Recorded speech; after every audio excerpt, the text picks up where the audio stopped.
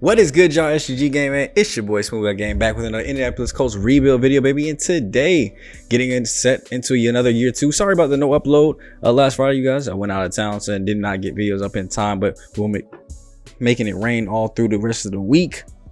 Videos back up as regularly scheduled, and it will be the show will be coming soon. As I see you guys aren't showing as much love and support to the series, man. If you guys want to see the series continue, please, watch, subscribe, like, turn the bell on so you know when new videos are going up Monday, Wednesday, Friday at 4 p.m. Eastern. If you guys are just ready for the show, we'll just jump straight into that, and we'll end the season or end the series after year two.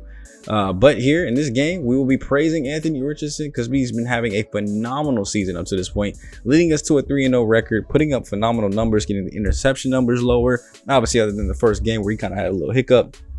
And here today, we'll look to see if he can get 300 plus passing yards to help us beat the Arizona Cardinals here in our beautiful home stadium here in Indianapolis, ready to go ahead and start the season off 4-0.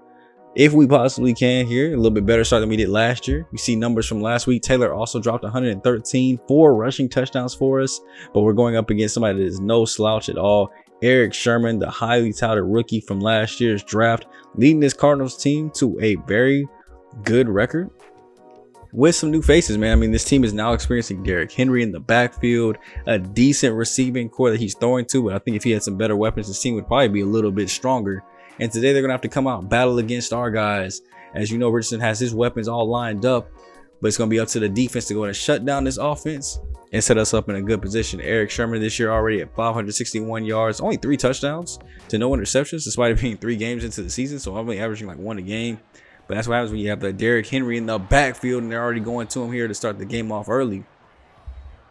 You see last week he had 176 yards, 2 touchdowns. Really was untouchable, it seems like. Almost Jonathan Taylor-esque in the way that he performed last week. So we'll see if he has a big game here today as we get in that backfield for a sack there to Samson and Bukum.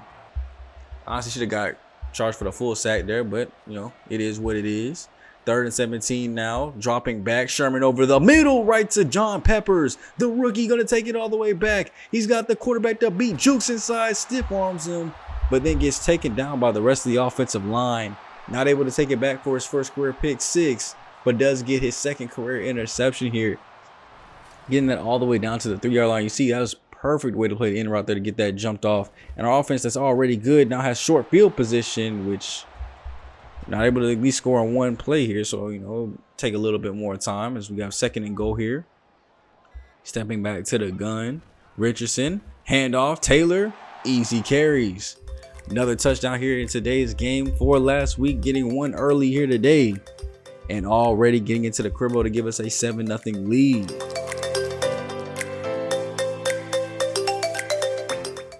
And now it's back to offense. Eric Sherman, what are you going to do after throwing an interception on the first drive? It looks like they're going back into the air.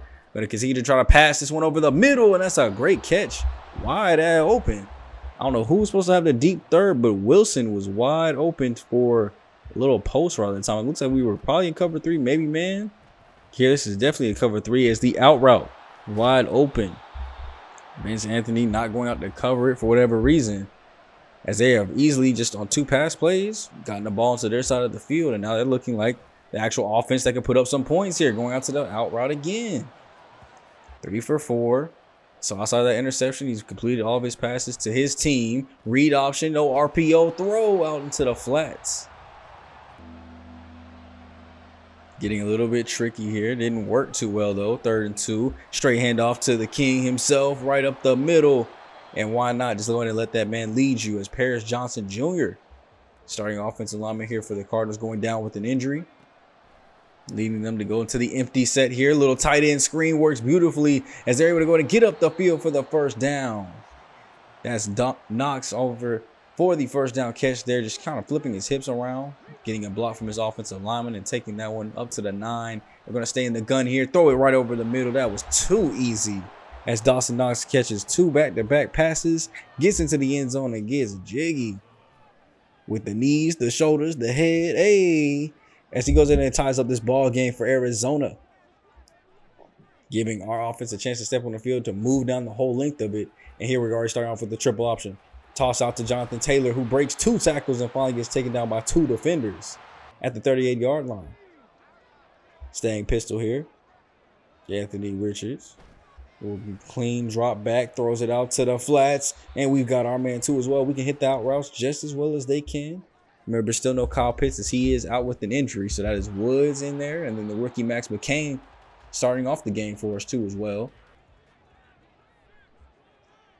So here we go, spread look here, 3rd and 4. McCain out to the right, looking, fires it over the middle. That's Michael Pittman Jr. for the first down grab. Attacking the ball, fading back for the first, and getting us right to midfield here. So a bunch up on the right side here, tight and narrow. Throw goes flat. Tutu Atwell in the game. Good juke move as he's able to get up there for the first. Bringing 4 wides onto the field this time around. And remember, KJ Hamler is hurt as well, so Tutu Atwell seeing the field a little bit more too. We drop back, yet again in the gun, throws over the middle. That's rookie Max McCain with his first grab of the game. And so far, a 4 for 4 day there for Anthony Richardson. Through the air, he's looking good. What we've seen all year. The accuracy has been way better. The yards total has been up. The touchdowns have been up. The interceptions have been low. And it's helped everything look even better for us as far as an offense goes. The run game is still popping. As you can see here, Jonathan Taylor getting a play action read fake here. Not blocking, though, as Richardson will go down with the tackle. Now let's see what we can do here. In the gun still, 2 tight ends on the field. Looking left, throw way out of reach of Josh Downs. First incomplete pass at the most inopportune time as nobody was even in his face for that one. And it'll just make us settle for our 3 points. Nice smooth kick that time for the 41-yarder. And just like that, we at least have our lead back. Could have kept driving for a touchdown, but I'll take it here, 10-7. You see Eric Sherman is in his mode. He is in that mode right now. X Factor is on orange, blinking. And that could be very dangerous as he rolls out to his left side here, evading the sack, finding his running back open in the flats. There's Derrick Henry rocking 32 now too as well, which is kind of weird to see, man. I guess it kind of fits though, low key, with I guess how big of a running back he is as well. As this throw goes into the flats, that's a great catch and move up the field. Peppers went a little too sharp on his line. Maybe he thought that they would try to extend that one out. Did not, in fact, do that, and they're going back to the king. Running up to the left side. Big running lane. If only he had speed, he probably would have scored. But he's able to get up to the 13-yard line before getting drugged down. And this offense is looking like ours, low-key. They're passing the ball well. They're running the ball well. Back up to Derrick Henry here up the middle. Solid gain of 3. It's like you got 3 tight ends on the left side there. Going left, and he's taken down. Not much running room for Derrick Henry that time around. So 3rd and 5. Colts, they're pressing up here, trying to get in the backfield. Knocks the ball loose. That is Kenny Moore Jr. You cannot go to that man when it's one-on-one coverage. And he's just showing why there as he's able to knock that ball loose and have to make Arizona settle for their 3. As this ball game is back tied 10-10. And now it's our offense once again back on the field. Going back to our same triple option formation here as we hand it off this time to Zach Moss. Not able to pick up many yards there, but we'll take anything that's positive. 2nd and 7, staying in the pistol here. Trying to go back to the running game, but they are sniffing it all the way out. Great read there. Pushing us right back to where we started. Richardson. Clean pocket, rolling right, throws it before he gets hit. And that's Josh Downs with a great catch. Great blocks from the tight end and receiver up the field. Max McCain and Michael Pittman Jr. making this touchdown happen. Josh Downs is into the end zone. Touchdown, Colts. Turned a simple slant route, rolling out, almost getting sacked. And thanks to 2 beautiful blocks. As you see here, Max McCain's got his guy pinned down. Michael Pittman Jr. comes back and gets a little shrug there off the shoulder. And Downs is able to take that one up the sideline. Anthony Richardson is hype as they go ahead and take the lead back yet again now, 17-10. Getting back in front. And now it'll be up to the defense to finally get a stop in. Cy Sherman calling those audibles at the line of scrimmage. Going under center for the first time today here, it seems like. Not too much under center work for either side. They're going to stay in it, though. 3 guys to the left. This time a play action. Throw goes out to the corner route. And we've got a wide open man as Justin Blackman could not go out there in coverage. Having to get saved by Kenny Moore Jr. there that time. As I don't know what Blackman is doing in coverage. letting the cornerback be wide butt booty naked open. And then here Eric Sherman throws it up shallow, almost getting picked off there by Pierre Collins. I think he saw the read there, but just didn't get there to make the play in time. 2-by-2 look yet again. Sherman looks, rolling out to his right, takes the hit in the backfield. That is a sack for Deo Odobingo. He is also in starting due to injury here as well, and getting his first sack of the game here to make them have to settle for a 3 right before half, and giving us just enough time to make some more magic happen before we go into the half, though. About 1:50 left to go in the first half here. Got to march our way down 76 yards up the field. Starting the split back formation here. Throws it over the middle. That's Michael Pittman Jr. going up and getting it. Right in front of the safety, man. He will make the play happen. They're going no huddle here. Trying to save the 2 timeouts that they do have if they can. Richardson rolling to his right a little bit. Trying to get some more room. Fires it out, and at the feet of Josh Downs. Not able to scoop it. We still will stop the clock, though. 2nd and 10. Steps up in the pocket and somehow gets tackled through the tackle. As Xavier Collins making the sack there that time. They're going to go no huddle here. 3rd and 16. They need to get this first, or at least to try to get in field goal range here. Throw over the middle. That's Alec Pierce. The dive attempt by the safety. I can't see that is. I think that's Buda Baker trying to make the diving attempt. Couldn't do it, and Alec Pierce gets them well into field goal range now. They're still going no huddle. Still have 2 timeouts here. Trying to preserve them if they can, as Richardson just steps out of bounds here for a 1-yard gain. Nobody got open. 25 seconds left. And it looks like they have eyes on the end zone here. Throwing it out. Shout out to Michael Pittman Jr. on the in route. And they'll use their first timeout finally. Dropping back yet again. Pockets looking clean. They're going to the halfback. Shallow. Nobody was open deep. Only 14 seconds left. They're going to use the final timeout, but come back out in the offense. They're going to risk it here for another play to see if they can get into the end zone. 13 seconds left. Richardson. Pocket looks clean. Throws it over the middle and it gets swatted away. Not able to get into the end zone on that play. Looks like they're going to try another one here. 2nd and 10. You got to try to get out of bounds. If you don't score this, throw goes to the corner. And they're at the 1-yard line. Alec Pierce making the play on the sideline. That gives you confidence to go try to score this touchdown. 4 seconds left. Just throw it. If it's incomplete, it's incomplete. But instead, it goes for a touchdown. And that's what having that aggression does for you. Yes, we could have went for the field goal with 8 seconds left and just went into the half up, 24 to what do they even have? I completely forgot. 24 to 17. But what we decide to do instead is just simply go for the touchdown here. And Josh Downs not only makes it happen, but so does Alec Pierce with 2 clutch catches on that drive, leading us into the half here, 24-13. So yeah, that was my fault. I meant we were going to win the half 20-13, only up 7. But instead, we're up 11 here by being aggressive and deciding to go for it. Now, of course, we have the rest of the scores around the lead to look at. As Tennessee playing against the Los Angeles Rams at halftime. We're up 21-10, looking for their first win of the season behind Justin Fields' 3 touchdowns on the day. That's C. Moreland. That must be one of the young drafted players that they have to start over Matthew Stafford, not doing his job today. And then up in Seattle, you see they're up 21-7. Both teams looking for their first win. Graves has no stats again, so I think he's still hurt. So I'm surprised they're still just showing his name instead of just showing off Geno Smith. And then our other division rival here with the Houston Texans, down by 1 point, 13-14 here to the Las Vegas Raiders. CJ Stroud, a touchdown, no interceptions. Run game's been kind of slow. And then Freeman for the Raiders is doing his thing, at least to have them with the lead. Now, of course, we start with Arizona with the ball here in the second half, about midway through, as there's been just a bunch of back and forth punts here to start off the second half. Not really much offensive movement as we are 5 minutes left to go in the third. You see Sherman tries that crazy pass down the field. Doesn't work for him. Audibles out of the play for a trips left formation here. Throws it to his tight end. And Dawson Knox has him working. Only 9 rushing attempts, which I was surprised to see. I would have thought they would have been feeding Derrick Henry more with the crazy game he had last week. There's a penalty down. And I'll take that. Yes, sir. More false starts on the offense. We love to see it. 3rd and 9 here. Dropping back. Sherman out to the corner, and that's going to be incomplete.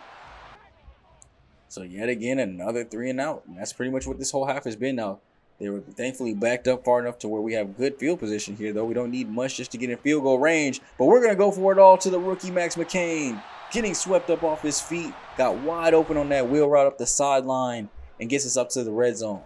They were going to go with the read option play here. Going to the outside, look at him trying to get depth so he can get up the field. No room to run, though, as they are hawked down. Holland making the play there, not letting Richardson get loose. Now we're going to try to scramble to the right, though, and get loose. Richardson running up the field, gets a great block from his tight end. Max McClain is just lead blocking. If lead blocks were assisted touchdowns, my man would have 2 assists already today, as he helps his quarterback there, and now he's helping him get up as he's trying to, oh my gosh, he's curling him. Shouldn't Richardson be doing that? That looks like more of a Max McCain celebration than that Richardson celebration. He's getting curled up like a dumbbell. As it does, though, increase our lead here is 31-13 now, and this game is getting much, much farther out of reach, as Eric does need to make something happen here. Throwing it shallow. You still got plenty of time. You got this whole quarter and the rest of the fourth to keep going, so don't necessarily need to force it down the field just yet. Throw goes out over the middle. Penalty flag will be down. When sure this would be holding. So, of course, we're going to take that, but they end up getting it right back, though, on the very next play to Wilson. So, you see Sherman is slinging that pill all over the field, though. Running game has kind of become an afterthought here, so we weren't ready for it when they went back to it, and, of course, gave up 3 here. 9 rushes for only 40 yards after coming off 178 the day before. The run defense here is immaculate in Indianapolis. I don't blame them for not trying to run as they throw it on the run, though. That's a wide open receiver. Sherman going back shoulder.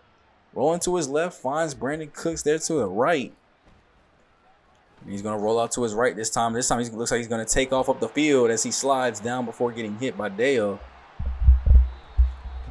That'll be the last play of the quarter here, man. As you can see here, the pass-run splits for both teams are pretty crazy. I mean, we've only run the ball 14 and passed 30. And don't even have 100 yards rushing. But with this big of a lead, you can already guarantee that's about to change here. So it looks like there's man coverage all over the field. And who gets burnt? None other than John Peppers, the rookie. I think if he actually jumps there, he might be able to get the interception off Brandon Cooks. But the undercut does not work in that situation here. And then goes Eric Sherman again, rushing out of the pocket. Gets to the corner, gets a block from his receiver. And that's how you pin him down. That was just a simple screen and roll all the way to the crib. We finally see Arizona put up a fight here, getting back into the end zone, back down 11. Let's see what this Colts offense does. They've become pretty stagnant. Haven't really scored that well. And what do they do with the triple option? Going up the field. There's one more man to beat. He shrugs him off, but the second man is there to help out. If Michael Pittman Jr. had held his block just a little bit longer, we're in the end zone for 6. But I'll still take the big game, and we're up at the 5. Get to waste some more clock off the time. Rolling to his right, that's Anthony Richardson, who's going to just throw that thing into the end zone. He could have rushed it or passed it, honestly. Chose to be unselfish. And Josh Downs is in the crib yet again, who's also having a monster season, I would say, as well, too. Yardages are way up. Touchdowns are way up. He's definitely been the red zone threat for sure when it's come down to it. And the key guy that we look for on those short yardage situations when we need a play to happen, that goes over the head of Zaire Franklin. Not able to put a hand up, and they're really going to Brandon Cooks here as of late. Down 18, so still a 3-score game. They need to score quickly here as they go up shallow to Brandon Cooks again. Dropping back, and that's a sack. I thought he was about to get the pass out. Zaire Franklin coming in on the blitz that time around. Making it 3rd and 10 for the Cardinals. They'll go with a draw play up the middle to Derrick Henry, as that does not work to get them a first, but it does make the 4th a lot closer. They're going to go pistol formation here. Looking out to his right, finds his receiver. That's a great catch and shrug off of Kenny Moore Jr. I don't know how Vince didn't get the tackle there and knock the ball loose. But that is a great play there for the first. Derrick Henry going down with the injury on the play. It's not like they were running the ball much anyway, but now that fear is completely gone, and we can focus on the pass. 1st and 10 for Eric. Throws out, looks like it's another tight end screen. That is Dawson Knox again getting a first down here up to the 11. Dropping back, looking, fires it out to, who is it again? No another but Dawson Knox. Catching it, just getting to the ground. They're going to hand it off to the backup running back. That boy, Brian Robinson Jr. is going nowhere. As it is 3rd and 5 now. Dropping. Fires it. Easy touchdown. They try to go on the ground. It did not work, so they go right back up top. That's Michael Wilson catching it for the touchdown. 38-27, back to a 2-possession game. And we'll see if we can go ahead and keep pace with this scoring now as it has picked up back here again in the 4th quarter. That's a great play by who? Josh Downs yet again. 262 yards, by the way, for Anthony Richardson. Trying to close in on that 300 if we can here, but we're going to go with the read option pass or run here. Zach Moss doesn't pick up anything. We took things all the way down to under the 2-minute warning, causing the Cardinals to use their second timeout here. So we'll just go ahead and take our 3. Go up 41-27. Just like that is a 14-point game. Still 2 possession. We're going to have to score 2 touchdowns and go for 2 at least once to take the lead back. Eric will drop back, clean pocket, and he finds Zaire Franklin lurking right over the offensive line. I low-key didn't even see him there, so I don't blame Eric for not seeing him. But Sherman throws it right to us, and you know that's going to be a dub, man.